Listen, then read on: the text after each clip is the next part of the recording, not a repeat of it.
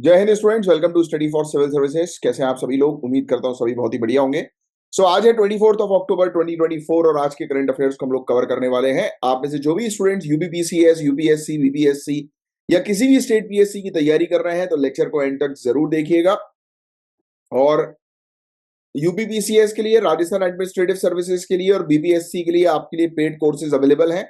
शुरू हो चुके हैं ज्ञान सर के स्पेशल बैच, और अगर आपको स्पेशल बैच ज्वाइन करना है तो तुरंत कर लीजिए, या फिर नए बैचेस की इंफॉर्मेशन अगर आपको चाहिए तो दिए गए नंबर पर कांटेक्ट करके मांग लीजिएगा, क्योंकि इन बैचेस के अंदर जीरो से लेकर सिलेक्शन तक की प्रॉपर तैयारी जो है वो करवाई जाती है। ओनली करंट अफेयर्स के नाम से, स्टडी फॉर सिविल सर्विसेज के नाम से हमारे टेलीग्राम के चैनल से, जिनको आप ज्वाइन कर सकते हैं। इंस्टाग्राम के पेज को फॉलो करिए, यहां पर गवर्नमेंट एग्जामिनेशन से रिलेटेड अपडेट्स आपको मिल जाएंगी। Auroras auroras australis, aurora borealis, ये कुछ नाम आपने सुना होगा शायद। यस, कोई भी बता सकता है कमेंट बॉक्स पर ये एग्जैक्टली है कहां और ये कहां पर दिखाई देते हैं एक्चुअल में। ये बड़े खूबसूरत सा एक दृश्य होता है जिसमें बहुत सारी रंग बिरंगी जो लाइट्स हम लोग को देखने को मिलती हैं वो आसमान में जो है वो दिखाई देती हैं। बट ये कुछ पर्टिकुलर एरियाज में दिखाई देते हैं, स्पेशली पोलार एरियाज के नजदीक में। अच्छा, क्या कारण है कि ये पोलार एरियाज के नजदीक में दिखाई देते हैं? कोई बता सकता है? ये सब क्वेश्चंस के जवाब हमें मिलते हैं जनरल स्टडीज की क्लासेस के अंदर, मेनली जब बेसिक से जो है वो जीएस की क्लासेस पढ़ते हैं। आगे की चर्चा करें, मदरसास एजुकेशन की यहां पर जो है वो चर्चा हो रही है और उसी पर ही एक आर्टिकल है। फिर ग्रीन वॉशिंग की प्रैक्टिस एक होती है, इससे रिलेटेड भी अक्सर आर्टिकल आता रहता है, 2, 3, 4 महीने में एक बार देखने को मिल जाता है।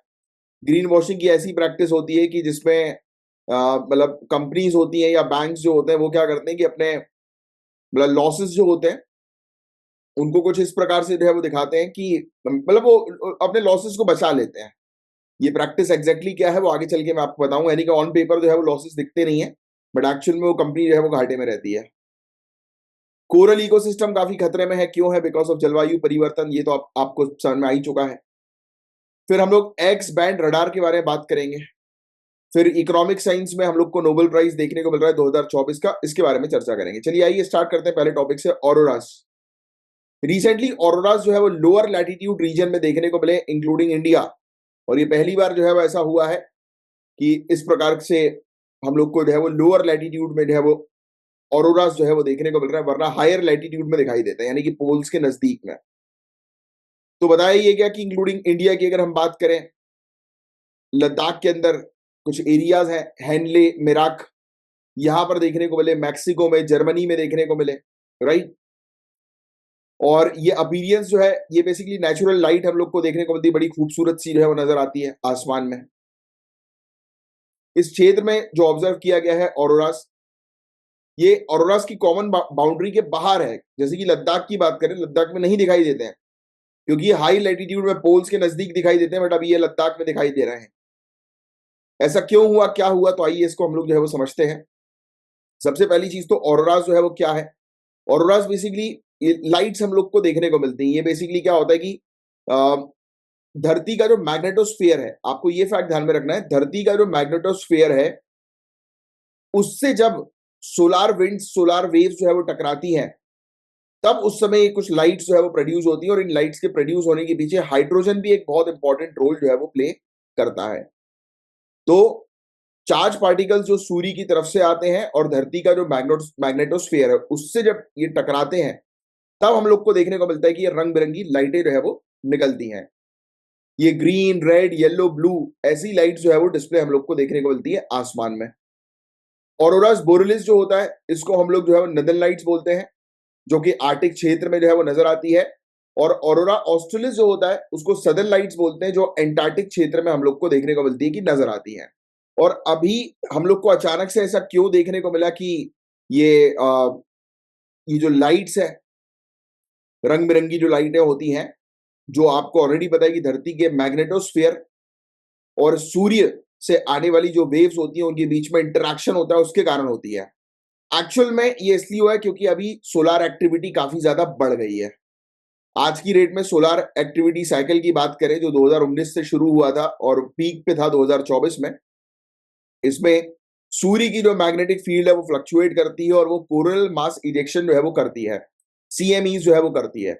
कोरोना कोरोना बेसिकली क्या होता है, सूर्य के आउटर मोस्ट पार्ट को हम लोग बोलते हैं कोरोना, और वहीं से ही जो है वो वेव्स जो है वो रिलीज होती है, जिसको कई बार हम लोग जो है वो सोलार वेव्स के नाम से समझते हैं, सोलार विंड के नाम से जो है वो समझते हैं, सोलार स्ट्रॉम के नाम से भी समझते हैं। और लेटेस्ट ये जो हम लोग को देखने को मिली है, ये सीवियर सोलार स्ट्रॉम के कारण हुई है। तो अभी तक के न्यूज में आपको एक चीज समझ में आ गई है कि जो हम लोग को हायर लैटिट्यूड पे जो ये लाइट्स नजर आती थी, वो आज की डेट में लोअर लैटिट्यूड पे इसलिए नजर आई, क्योंकि हम लोग को हैवी या स्ट्रॉन्ग या सीवियर सोलार स्ट्रॉम देखने को मिला है। यानी कि बहुत ही गंभीर रूप से सौर्य तूफान हुआ है, और इसके कारण हमें देखने को मिला है कि ये लाइट जो है वो लोअर लैटिट्यूड्स में भी नजर आ रही हैं। बात आपको यहां तक समझ में आ गई? सिर्फ इतनी सी चीज आपको समझनी है, ये जरूर ध्यान में रखना। ऑरोरा ऑस्ट्रेलिस कहां पर है, ऑरोरा बोरेलिस कहां पर है? ऑरोरा ऑस्ट्रेलिस को याद रखने के लिए ऑस्ट्रेलिया ध्यान में रखो। तो ऑरोरा ऑस्ट्रेलिस मतलब ऑस्ट्रेलिया साउथ में है, तो ऑब्वियस सी बात है, सदर्न हेमिस्फीयर है ना ऑस्ट्रेलिया, तो आप साउथ ध्यान में रखेंगे। और अगर आपको साउथ पता लग गया तो नॉर्थ ऑब्वियस ही बात है कि आपको बताया वो है ऑरोरा बोरेलिस। ये टर्म ध्यान में रखना, ये टर्म बहुत ज्यादा इंपॉर्टेंट है। और क्यों ऐसी लाइटें दिखती हैं?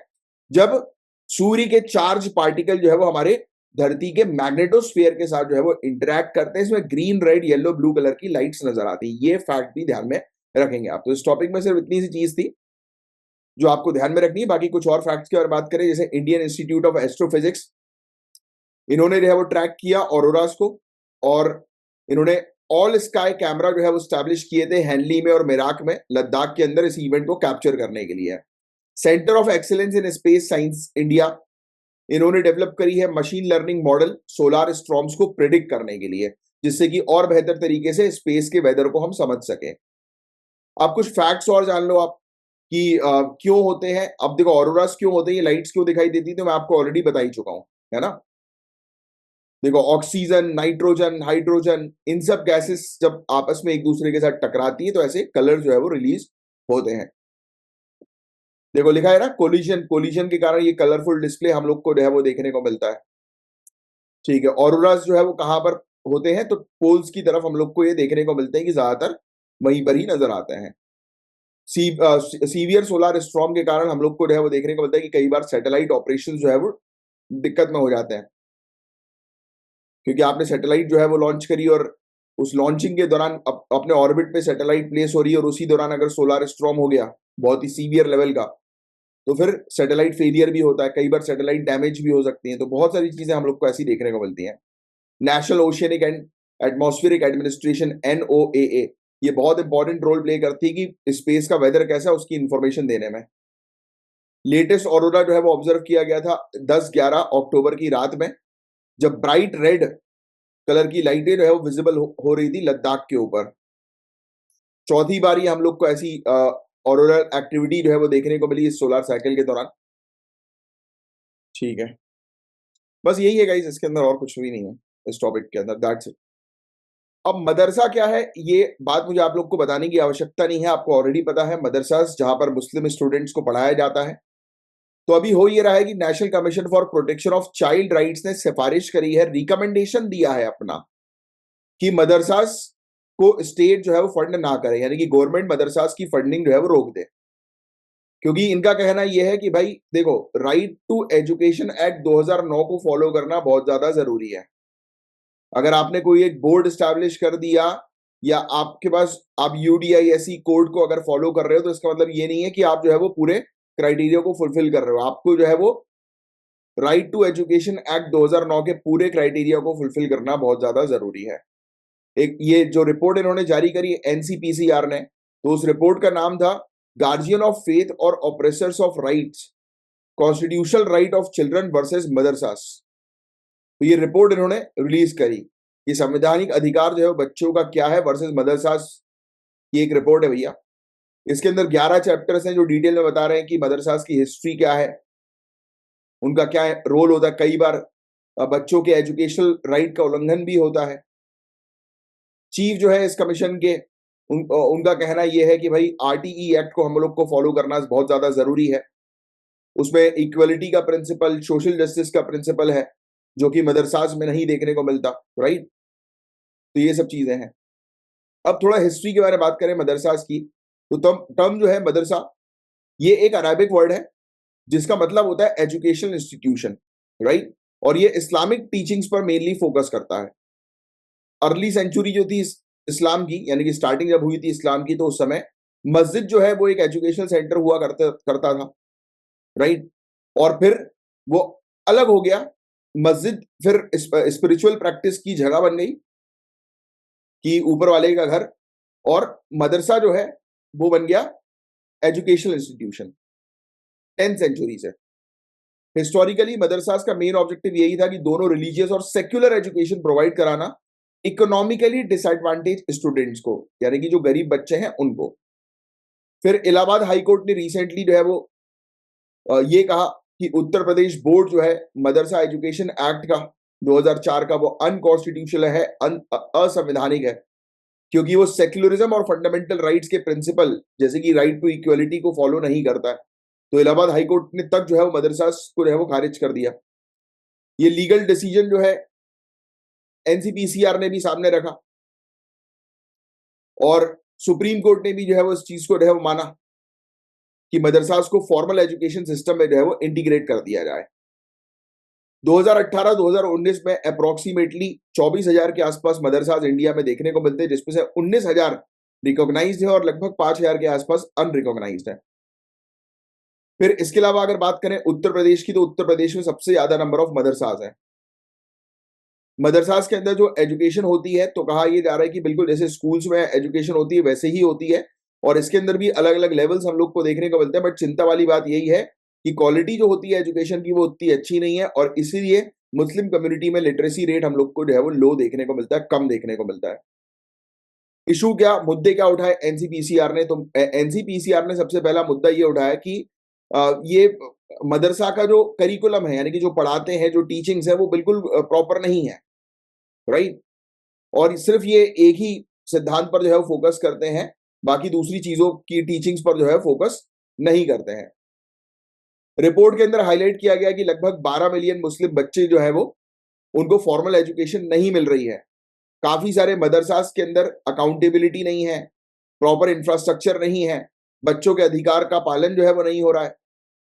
एनसीपीसीआर ने यही बोला कि अब स्टेट जो है वो सपोर्ट करना बंद कर दे, मदरसास को फंडिंग देना बंद कर दे, और मदरसास बोर्ड को स्टैब्लिश करना डिसकंटिन्यू कर दिया जाए। बट अभी ऑनरेबल सुप्रीम कोर्ट का जजमेंट आया नहीं है, और ऑल नॉन मुस्लिम चिल्ड्रन जितने भी हैं उनको जो है वो रिमूव कर दिया जाए मदरसा से, और उनको फॉर्मल स्कूल्स में जो है वो एनरोल किया जाए। और मुस्लिम बच्चे जो है उनको भी धीरे धीरे करके जो RTE act, right to education act के तहत जो स्कूल स्टैब्लिश्ड है, तो उनमें जो है वो उनका दाखिला करवाया जाए। फिर मदरसा जो है, आपको ऑलरेडी पता है कि ये बहुत समय से जो है वो कल्चरल प्रिजर्वेशन और लिटरेसी को कंट्रीब्यूट कर रहे हैं, स्पेशली मुस्लिम कम्युनिटी के बीच में एजुकेशन को प्रमोट करने का काम कर रहे हैं। बट यहाँ पर एजुकेशन की क्वालिटी जो है वो उतनी पर्याप्त जो है वो नहीं है, इसलिए इसमें रिफॉर्म्स लाने की आवश्यकता है। स्किल्स डेवलपमेंट सिखाई जाए बच्चों को मदरसास के अंदर, ये बहुत ज्यादा जरूरी है, जिससे कि बच्चा जो है वो बड़ा हो तो उसको तुरंत जॉब मिल सके। क्वालिटी स्टैंडर्ड और मान्यता जो है वो प्रोवाइड कराई जाए मदरसास को, ये बहुत ज्यादा जरूरी है मॉडर्न एजुकेशनल प्रैक्टिसेस को इंश्योर करने के लिए। फंडिंग पॉलिसी जो होनी चाहिए वो इक्विटेबल होनी चाहिए, सबके लिए बराबर होनी चाहिए। इंश्योर किया जाए कि सभी एजुकेशनल इंस्टीट्यूशन को जो है वो सपोर्ट मिले, बिना किसी पर्टिकुलर रिलीजियस आइडियोलॉजी को फेवर करते हुए। पेरेंट्स, कम्युनिटी लीडर्स, एनजीओ, इन सब के कोलैबोरेशन की आज की डेट में सख्त आवश्यकता है, और प्रायोरिटी जो है वो दी जाए फॉर्मलाइजेशन ऑफ एजुकेशन को। तो मदरसा क्या है ये बात तो आपको ऑलरेडी पता ही थी, कुछ हिस्ट्री भी आपने समझ ली मदरसा के बारे में इस आर्टिकल के अंदर, प्लस आपने ये भी समझ लिया कि एनसीपीसीआर जो है उसने क्लियरली कह दिया है कि मदरसा जो है उनको डिसकंटिन्यू करो, और formal education system right to education act के तहत ही जो है वो चलाओ। क्या मुझे नीचे कमेंट बॉक्स में लिखकर बता सकते हो राइट टू एजुकेशन एक्ट कौन से ईयर का है? अब देखो, सिंपल तरीका है, ग्रीन वॉशिंग एक ऐसी प्रैक्टिस होती है। अच्छा, ये दो प्रकार की ग्रीन वॉशिंग होती है गाइस। एक जो होती है वो बैंक की बैलेंस शीट के लिए होती है, और दूसरी ये वाली जो ग्रीन वॉशिंग की प्रैक्टिस की बात कर रहे हैं, ये एनवायरमेंट के प्रैक्टिस की बात कर रहे हैं, जो कि आज की डेट बहुत चल रहा है कि कंपनी जो है फंडिंग उठा लेती है ये बोलकर कि हम एनवायरमेंट फ्रेंडली कंपनी है, बट वो उस फंडिंग का उपयोग जो है वो नॉन एनवायरमेंट फ्रेंडली प्रैक्टिसेस में जो है वो करने लगता है, या फिर उस फंडिंग को जो है वो जिस पर्पस के लिए उठाया होता है, एनवायरमेंट फ्रेंडली पर्पस के लिए उठाया होता है, उस पर्पस के लिए उसको यूज ना करके दूसरे पर्पस के लिए किया जाता है। बात समझ में आई? तो सिंपल सी चीज है, सरकार गाइडलाइन लेकर आ गई है ये रेगुलेट करने के लिए कि भाई आप मिसलीडिंग एनवायरमेंटल क्लेम्स मत करो। तो ग्रीन वॉशिंग को रेगुलेट करने के लिए सरकार गाइडलाइंस लाई है। मेन ऑब्जेक्टिव यही है कि कंज्यूमर्स को प्रोटेक्ट करना है और ट्रांसपेरेंसी इको फ्रेंडली मार्केटिंग में बना के रखनी है।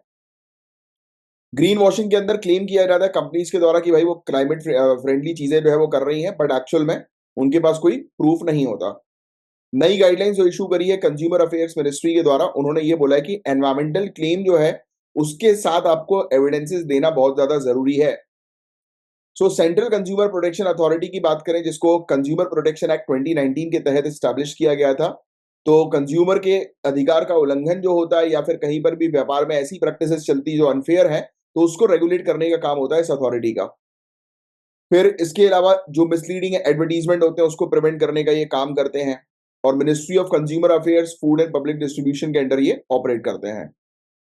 और 1986 में ग्रीन वॉशिंग टर्म जो है वो इस्तेमाल किया था एक अमेरिकन एनवायरमेंटलिस्ट ने, जिसका ऑब्जेक्टिव ये होता है कि ऐसी कोई प्रैक्टिस कि भाई जिसमें आप जो है वो शो ये कर रहे हो कि भाई आप एनवायरमेंट का भला कर रहे हो, बट एक्चुअल में आप धोखाधड़ी कर रहे हो।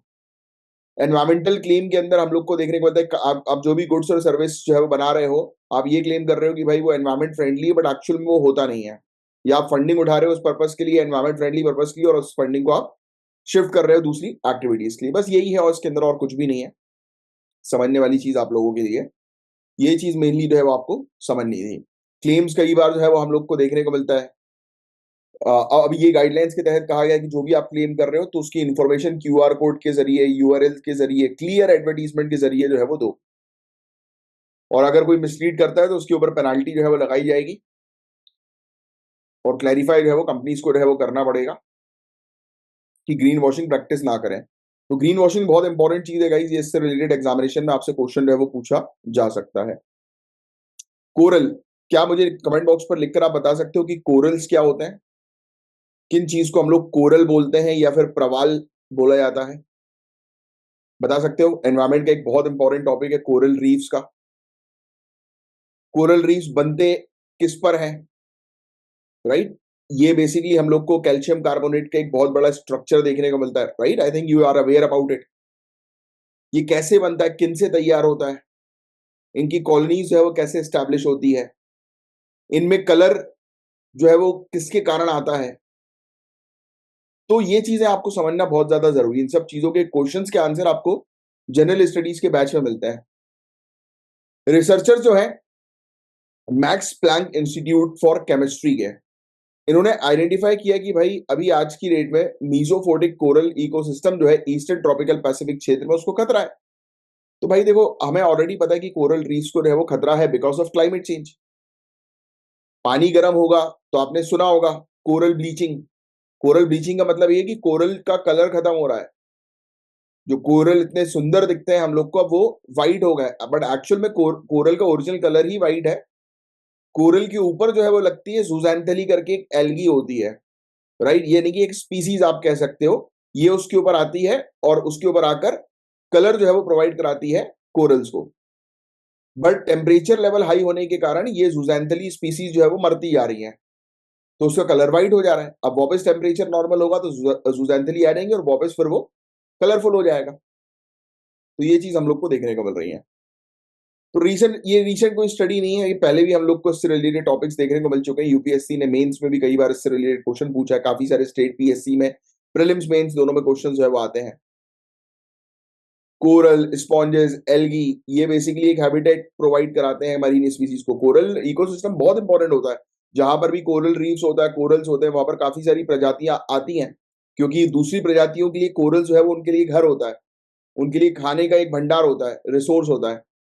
तो जहां पर भी कोरल्स होते हैं वहां पर आपको बायोडाइवर्सिटी ज्यादा मात्रा में देखने को मिलेंगी। फिश का ब्रीडिंग एरिया होता है ये, राइट? फिश यहाँ पर आकर खाती हैं, रहती हैं, और कोरल्स ही अगर खत्म हो जाएंगे तो फिर स्पीसीज का हैबिटेट खत्म होगा। और मैंने आपको ऑलरेडी पढ़ाया हुआ है कि स्पीसीज का अगर हैबिटेट खत्म होगा तो स्पीसीज एक्सटेंट होने लगेंगी, लुप्त होने लगेंगी। तो आज की डेट में लानीना के इवेंट्स बढ़ गए हैं, मेजर लानीना के इवेंट्स, जिसमें हम लोग को स्ट्रॉन्ग ईस्टर्ली इवेंट्स देखने को मिलती हैं। और ये बताया यार कि और स्ट्रॉन्गर होंगी और फ्रीक्वेंट होंगी, जिससे कि इकोसिस्टम जो है वो यहाँ का डैमेज होगा। एल नीनो और एक्सट्रीम लानीनो लानीना का जो इवेंट है, तो उसके कारण से ये कोरल रीफ्स को काफी खतरा। क्लाइमेट चेंज का तो आपको ऑलरेडी पता ही है कि टेम्परेचर लेवल जो है वो इंक्रीज हो रहा है, बायोडाइवर्सिटी लॉस हो रहा है, इकोनॉमिक इम्पैक्ट होगा, फिशिंग और टूरिज्म जैसी इंडस्ट्रीज को सबसे ज्यादा लॉस होगा। कोस्टल एरियाज में इरोजन होगा, क्योंकि कोरल रीफ जो होती है वो एक नेचुरल बैरियर का काम करती हैं तूफान वगैरह से बचाने के लिए कोस्टल एरियाज को। अब वही नहीं रहेंगे तो फिर कोस्टल एरियाज कैसे बचेंगे? तो ये चीज है। नेचुरल मेडिसिन, क्योंकि कोरल रीफ्स जो है वहां पर बहुत सारी ऐसी चीजें होती है जिसका उपयोग आप मेडिसिनल पर्पज के लिए करते हो, फार्मास्यूटिकल इंडस्ट्रीज में जिसका उपयोग होता है। कोरल रीफ्स नहीं होंगी तो फिर नहीं किया जा सकता। तो ये सब चीजें हैं। तो हमें मरीन प्रोटेक्टेड एरियाज को और बढ़ाने की आवश्यकता है, साइंटिफिक रिसर्च करने की आवश्यकता है, सस्टेनेबल टूरिज्म प्रैक्टिस करने की आवश्यकता है, कोरल को रिस्टोर करने के लिए, उनको हेल्दी बनाने के लिए नए नए इनिशिएटिव्स लाने की आवश्यकता है, टेम्परेचर लेवल को रिड्यूस करने के लिए काम करने की आवश्यकता है। तो ये सब सजेशन है बेसिक्स है जिसके बारे में एक आपको आइडिया होना चाहिए। अब देखो यार, केरल के अंदर वाई बैंड रडार जो है वो इंस्टॉल किया जा रहा है और इस पर अप्रूवल दे दिया है मिनिस्ट्री ऑफ अर्थ साइंस ने। अभी हुआ ये था कि केरल के अंदर बहुत ज्यादा फ्लड के केसेस, लैंडस्लाइड्स के केसेस देखने को मिले थे। 200 से ज्यादा लोगों की जान चली गई थी। हैवी रेनफॉल, जो बहुत तेज बारिश हो रही है, लैंडस्लाइड हो रही है, राइट, केरल वाले क्षेत्र में। तो उसको बेसिकली ट्रैक करने के पर्पज के लिए एक्स बैंड रडार जो है वो बनाया गया। तो मेन ऑब्जेक्टिव यही है कि मॉनिटर करना, राइट, कि लैंडस्लाइड्स की मॉनिटरिंग करना। बस सिंपल सी चीज आप ध्यान में रखो कि एक्स बैंड रडार का काम क्या है। बस यही चीज आपको समझनी है इस टॉपिक के अंदर। इसके अलावा इस टॉपिक में और कोई डिटेल में आपसे पूछा नहीं जाएगा। रडार जो है वो क्या होता है मुझे आप लोग को समझाने की आवश्यकता नहीं है, कि इसके थ्रू आप वेरियस ऑब्जेक्ट्स को जो है वो, जैसे वेव्स हुई, इन सबको आप डिटेक्ट कर सकते हो रडार के उससे। डुपलर रडार हम लोग को देखने को मिलता है। ये वेदर रडार का एक टाइप है। ये चाहो तो याद रख लेना थोड़ा सा, ये एग्जाम में आ सकता है कि डुपलर डॉपलर रडार का उपयोग जो है वो किस पर्पस के लिए किया जाता है।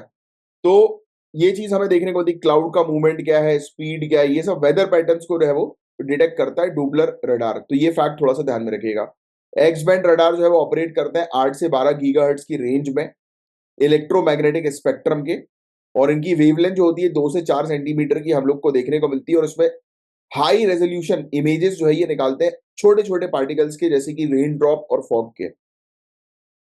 ठीक है, तो ये बेसिकली बताएगा, मॉनिटर करेगा सॉइल के पार्टिकल को, लैंडस्लाइड्स को जो है वो डिटेक्ट करने के लिए, वेदर को डिटेक्ट करने के लिए काम करेगा। इंडियन मेट्रोलॉजिकल डिपार्टमेंट ने रडार टेक्नोलॉजी का उपयोग 1950 से करना शुरू कर दिया था, और पहली बार इंडिया के द्वारा बनाया गया x band storm detection radar, यानी कि तूफान को डिटेक्ट करने वाला रडार, न्यू दिल्ली के अंदर लगाया गया था 1970 में। 1996 में आईएमडी ने अपग्रेड कर दिया अपने 10 आउटडेटेड एक्स बैंड रडार को, और उसको डिजिटल वर्जन में कन्वर्ट किया। उससे उसकी कैपेबिलिटी और बढ़ गई। इंडिया मेंटेन करती है एक्स बैंड रडार का नेटवर्क, जिसके अंदर आपको विंड फाइंडिंग और स्टॉर्म डिटेक्टिंग रडार्स देखने को मिल जाएंगे, यानी कि आप हवा को डिटेक्ट कर सकते हो, फोरकास्टिंग कर सकते हो, और स्ट्रॉम को आप डिटेक्ट कर सकते हो कि कहां पर तूफान आने वाला है। फिर एस बैंड रडार 2 से 4 गीगाहर्ट्ज का हम लोग को देखने को मिलता है। ये लॉन्ग रेंज डिटेक्शन के लिए होता है। पहला S band cyclone detection radar जो था वो विशाखापट्टनम में लगाया गया था 1970 में। सितंबर 2024 में प्लान बनाया गया कि हम 56 और डुपलर रडार जो है वो पूरे इंडिया में लगाएंगे, और ये 2000 करोड़ रुपए का मिशन है, मौसम इनिशिएटिव, जिसका मेन ऑब्जेक्टिव यही है कि मॉडर्नाइज करना मेट्रोलॉजिकल इंफ्रास्ट्रक्चर को 2026 तक। ये फैक्ट आप ध्यान में रखेंगे। 2000 करोड़ का एक मिशन मौसम इनिशिएटिव है, जिस इनिशिएटिव के थ्रू हम अपनी weather forecasting, weather updated technology जो है वो तैयार करेंगे। गवर्नमेंट जो है वो अभी खरीद रही है 10 एक्स बैंड डुपलर रडार्स को नॉर्थ ईस्ट स्टेट्स के अंदर, उसको स्टैब्लिश करेगी। हिमाचल प्रदेश के लाहौल स्पीति में स्टैब्लिश करेगी। सी बैंड रडार जो है, जिनकी रेंज जो है वो 250 किलोमीटर की है, उनको मैंगलुरु में स्टैब्लिश सेटअप जो है वो किया जाएगा। नासा और इसरो भी मिलकर जो है वो एक सैटेलाइट बना रहे हैं जिसका नाम है निसार, जो कि है NASA ISRO synthetic aperture radar. ये फैक्ट भी ध्यान में रखिएगा। ये सैटेलाइट जो है वो और भी हाई रेजोल्यूशन इमेजेस जो है वो प्रोवाइड कराएगी, मैप प्रोवाइड कराएगी धरती के लैंड मास का। और इसको 2025 में जो है वो लॉन्च किया जाएगा इसरो के GSLV एम के सेकेंड रॉकेट में जो है वो इसको रखकर ऊपर भेजा जाएगा ऑर्बिट में। 1.5 बिलियन US डॉलर इसकी कॉस्ट है और इसको प्राइमरली नासा जो है वो फंड कर रहा है। और मेन ऑब्जेक्टिव यही है कि नेचुरल प्रोसेसेस पूरे प्लैनेट में जितनी भी होती है उसको मॉनिटर करना और उसमें चेंजेस को रिकॉर्ड करना। तो ये बहुत इंपॉर्टेंट टॉपिक है। आपको डोपलर रडार क्या होता है ये पता होना चाहिए, और एक्स बैंड रडार जो है वो अभी केरल के अंदर सेटअप किया गया है और किस पर्पस के लिए है तो वो मैंने आपको बता दिया। ये थोड़ा सा आप ध्यान में रखिएगा। नेक्स्ट टॉपिक में आपको नाम याद रखना है। 2024 के नोबेल प्राइज इकोनॉमिक साइंस में जो है वो किसको मिला है, तो डेरॉन अकीमोग्लू, साइमन जॉनसन और जेम्स ए रॉबिन्सन को मिला है। अब कभी कभी ये भी पूछ लेते हैं कि किस पर्पस के लिए इकोनॉमिक साइंस में अवार्ड मिला है। तो इनकी रिसर्च थी कि किस प्रकार से इंस्टीट्यूशन जो है वो इन्फ्लुएंस करती है प्रॉस्पेरिटी को और इकोनॉमिक आउटकम्स को। यानी कि किस प्रकार से काफी सारे ऐसे इंस्टीट्यूशंस जो होते हैं ना, राइट, तो ये हेल्प करते हैं तरक्की के लिए, उन्नति के लिए, समृद्धि के लिए, राइट, और इकोनॉमिक रिजल्ट को जो है वो लेकर आने के लिए। जैसे कि भाई आप देख लो, रिजर्व बैंक ऑफ इंडिया जो है हमारी, उसकी मॉनेटरी पॉलिसी कमेटी है, उसका काम यही होता है कि इन्फ्लेशन को जो है वो कंट्रोल करना, मुद्रा फीसदी को कंट्रोल करना। वैसे ही ये तीनों ने मिलकर जो है वो जांच करी काफी डिटेल में, कि देखा कि जिस प्रकार से स्ट्रक्चर्स हमने तैयार किए, इंस्टीट्यूशनल स्ट्रक्चर्स, स्पेशली ब्रिटिशर्स के पीरियड से, कोलोनियलिज्म के पीरियड से, राइट, तो आज की डेट में हम लोग को जो है वो देखने को मिल रहा है कि इनइक्वालिटी जो है वो नजर आ रही है। इनकी स्टडी रिवील कर रही है किस प्रकार से इंस्टीट्यूशनल फ्रेमवर्क जो है वो डिफरेंट, और उसने किस प्रकार से नेशंस के अंदर जो है वो चेंजेस लेकर आए, चाहे वो इकोनॉमिक इंस्टीट्यूशन में चेंजेस हो, चाहे वो पॉलिटिकल इंस्टीट्यूशन में चेंजेस हो। तो इनका फोकस जो था वो, देखो, इकोनॉमिक साइंस से रिलेटेड थे, तो इनका फोकस जो था वो इकोनॉमिक्स के पर्सपेक्टिव से था। इनका एक काम था व्हाई नेशन फेल्स, क्यों नेशन फेल हो जाता है। तो ऑब्वियसली बात है, अगर किसी कंट्री के अंदर एक प्रॉपर अच्छा डिपार्टमेंट नहीं होगा, अच्छा एडमिनिस्ट्रेटिव इंस्टीट्यूशंस नहीं होंगे, एडमिनिस्ट्रेटिव बोर्ड्स नहीं होंगे, प्रॉपर एडमिनिस्ट्रेटिव स्ट्रक्चर नहीं होगा, तो ऑब्वियस सी बात है कि वो नेशन फेल होगा ही होगा। Yes, as simple as that. तो ये इसी चीज पर इन्होंने अपनी स्टडी करी और सामने रखा कि इंस्टीट्यूशन बहुत इंपॉर्टेंट रोल प्ले करता है एक कंट्री की ग्रोथ के लिए, इकोनॉमिक ग्रोथ के लिए। तो रिसर्च के अंदर यही पाएगा कि यूरोपियंस ने जहां जहां पर हमें देखने को मिला कि कब्जा किया था, वहां वहां पर बहुत स्थिति खराब हुई। Even case of India also, आपने मॉडर्न इंडियन हिस्ट्री पढ़ी है तो आपको ऑलरेडी पता है कि ब्रिटिशर्स की कुछ ऐसी पॉलिसीज थी जिसके कारण हमारे यहाँ पर भुखमरी हो गई थी, बंगाल का क्राइसिस। यस, आपको शायद पता हो, काफी सारी ऐसी पॉलिसीज थी जो पॉलिसीज हमारे लिए खराब थी, यानी कि इंडिया के लिए खराब थी बट यूरोपियंस के लिए बेनिफिशियल थी। हमारे यहाँ एक्सप्लॉइटेशन हो रहा था वर्कर्स का। यस, तो उससे ग्रोथ कैसे हो पाएगी। तो एक इंस्टीट्यूशन, एक एडमिनिस्ट्रेटिव सिस्टम का होना बहुत ज्यादा जरूरी है। इसी चीज पर इन्होंने जो है अपना स्ट्रेस जो है वो दिया। देखो, इंस्टीट्यूशन का इन्फ्लुएंस ज्योग्राफी के ऊपर, कल्चर के ऊपर भी होता है, ऑब्वियस ही बात है। तो इसमें डिटेल में आपको जाने की आवश्यकता नहीं है, इनका बस नाम आप ध्यान में रखो कि इनको ये अवार्ड मिला है, किस पर्पस के लिए मिला है, तो वो मैं आपको बता चुका हूं। ठीक है, इकोनॉमिक साइंसेस का नोबेल प्राइज जो है ये शुरू होता है 1968 में, और आपको ऑलरेडी पता है कि ये Sveriges Riksbank prize in economic science ये बनाया गया था। इसका पूरा नाम ये था, एल्फ्रेड नोबेल, ऑब्वियसली उनकी मेमोरी में थे ये नोबेल प्राइजेस, और स्वीडन के सेंट्रल बैंक ने इसको स्टैब्लिश किया था 1968 में। फिर ट्रेडिशनल नोबेल प्राइज फिजिक्स में, केमिस्ट्री में, मेडिसिन में, लिटरेचर में और पीस में हम लोग को देखने को मिलता है। और इस प्राइज के अंदर उन लोगों को सम्मानित किया जाता है जो इकोनॉमिक्स की फील्ड में अपना बेस्ट परफॉर्मेंस जो है वो देते हैं। अभिजीत बनर्जी हुए, विलियम नॉर्डहाउस हुए, फेडरिच हेक हुए, तो इनको ये सब ऐसे लोग हैं जिनको ऑलरेडी पहले इकोनॉमिक्स साइंस की फील्ड में जो है वो नोबेल प्राइज से नवाजा गया है। ठीक है, बस और कुछ नहीं है, फैक्चुअल इंफॉर्मेशन है, ये ध्यान में रखना। 2019 में अभिजीत बनर्जी को ये अवार्ड मिला था। ठीक है, दैट्स इट फॉर गाइस। अब आईडेक्स स्कीम के बारे में बात करें। आयोडेक्स नहीं भाई, आईडेक्स है। आईडेक्स स्कीम जो है वो सपोर्ट कर रही है स्टार्टअप को, एमएसएमई को, इनोवेटर्स को, जो कि डिफेंस और स्पेस एरोस्पेस सेक्टर से बिलोंग करते हैं। अब इसके अलावा एक अदिति स्कीम हम लोग को देखने को मिलती है, 2024 में लॉन्च हुई है। ये बेसिकली 30 डिफेंस से रिलेटेड टेक्नोलॉजी जो है वो डेवलप कर रही है। यानी कि जो भी डेवलप कर रहे हैं उनको ग्रांट्स प्रोवाइड कराएगी, अनुदान प्रोवाइड कराएगी। फिर आईडेक्स प्राइम इनिशिएटिव एक हम लोग को देखने को मिल रहा है। ये इसकी ग्रांट लिमिट जो है वो 10 करोड़ रुपए की एडवांस सिस्टम के लिए इन्होंने बढ़ा दी है। फिर स्टार्स प्रोजेक्ट, तो ये तो टॉपिक अक्सर आता रहता है। इसका मेन ऑब्जेक्टिव यही है कि स्कूल एजुकेशन को जो है वो इनहेंस करना, बढ़ाना और बेहतर तरीके से असेसमेंट सिस्टम के थ्रू कि और बेहतर तरीके से जो है वो स्कूल के अंदर जो मूल्यांकन प्रणाली जो है वो बेहतर हो। प्रोजेक्ट जो है वो अप्रूव किया गया था 2020 में, और ये 2024-25 तक ये प्रोजेक्ट जो है वो चलेगा। 3P अप्रोच इसके अंदर है: पर्सनल इंटरेस्ट, पेरेंटल गाइडेंस और पॉसिबल अपॉर्चुनिटीज। 3P interest.